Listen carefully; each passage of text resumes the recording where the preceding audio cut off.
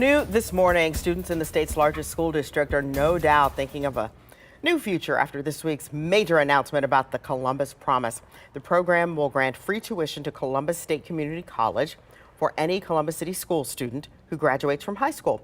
So you can imagine there are lots of questions about all of this at a meeting for parents. Yes, CCS held a meeting basically answering a lot of those questions, like how should you set up your child's college savings plan? But more importantly, if I did save for my child and now I don't need that money in the 529, what do I do? What do I do with the money?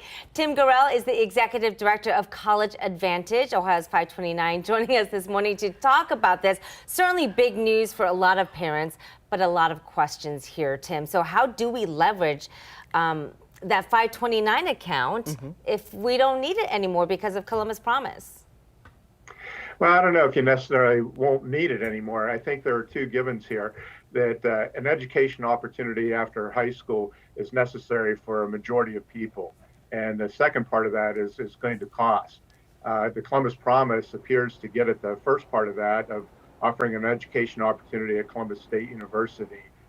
And many people, after that 2-year experience, may go on to another education experience, for instance, going on to Ohio State University or any of a number of the state education opportunities in Ohio, whether those be trade schools, technical schools, 2-year public-private colleges or universities.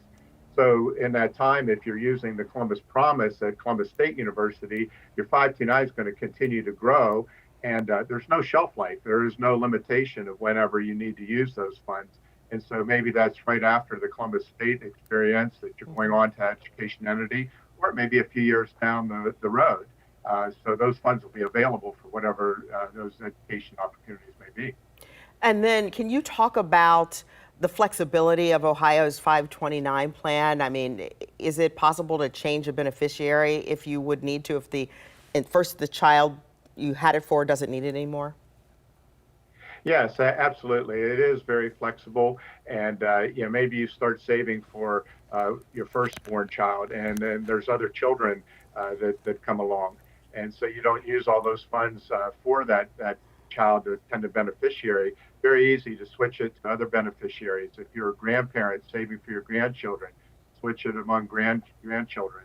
Very broad definition of family members of where you can use those funds for.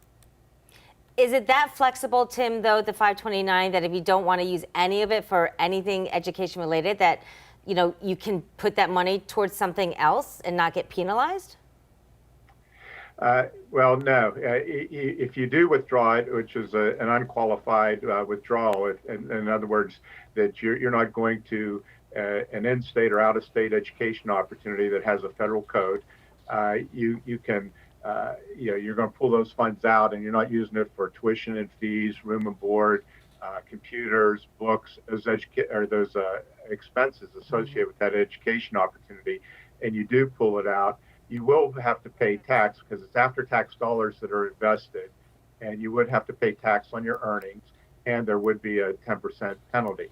But if you've been saving all these years and your funds have been growing, and you end up, we're not going to use it for an education opportunity, in all likelihood, you're still probably going to come out ahead. Great advice, Tim. Thank you so much. A lot of parents may be saying, okay, maybe I should start that 529 regardless. So all right. Thank you for joining us. Start today. Start today. Great advice. Thank you so much for joining us.